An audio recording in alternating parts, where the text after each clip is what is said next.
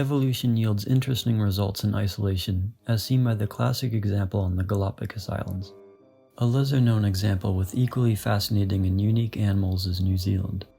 In most parts of the world, among the megafauna, there is a niche of grazers such as deer, antelope, and buffalo, and also a niche of hunters such as wolves, lions, and tigers. In New Zealand 1,000 years ago, these two niches were filled by two massive birds, the grazer being the moa, and the hunter being the Haast's eagle. You might be thinking that because an eagle fills the hunter role, then the moa must have been rather small. However, you'd be wrong. Moas were among the largest birds ever to have existed, with one species reaching 12 feet in height. In comparison, ostriches only reached 9 feet in height. Moas were flightless birds that resemble ostriches, as well as emus and cassowaries. However, recent evidence suggests that they were actually more closely related to modern tinamous, which are small, pheasant-like birds. Despite the moa's size, eggshell fragments from the biggest moa species revealed that these shells were only around 1 millimeter thick, which would make them the most fragile of all bird eggs measured to date.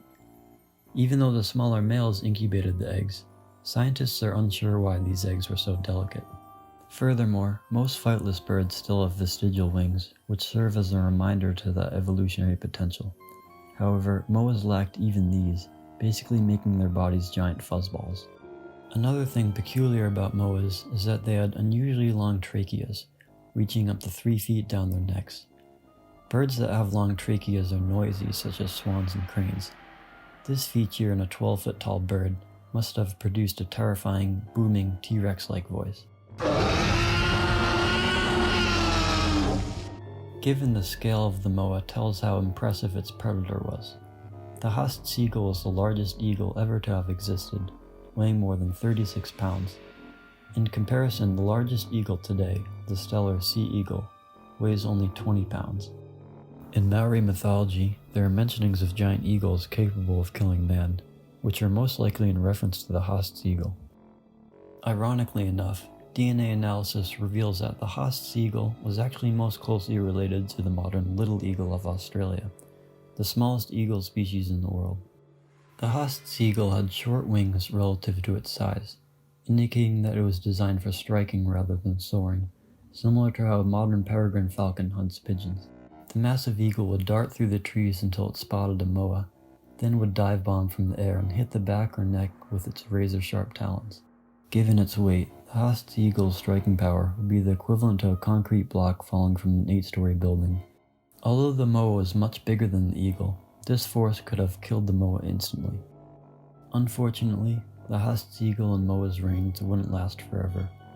The Maori arrived on New Zealand around 1250, the first ever human contact with the islands. Despite their intimidating appearance, the moas proved an easy target for Maori hunters, and were eaten to their extinction, some scientists estimating that most were completely wiped out within 100 years. With their main food source gone, the Haast's eagles soon followed in extinction.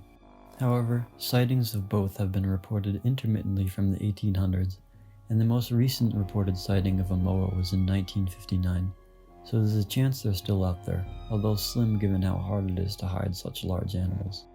The Haast's eagle and moa remained in Maori legends until archaeological discoveries in the 19th century proved their existence.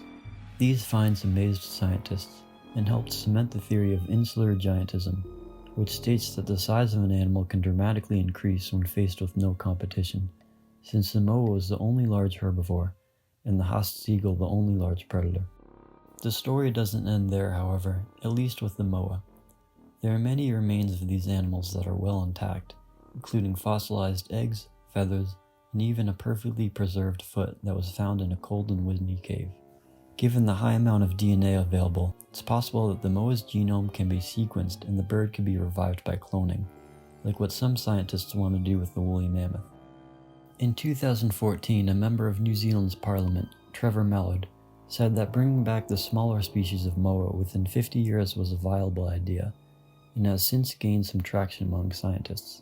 If such a resurgence occurred, this would not only be a huge step in scientific achievement, but these animals would be among the closest things we'd have to dinosaurs, and would be living reminders of the awesome but sadly delicate nature of evolutionary history.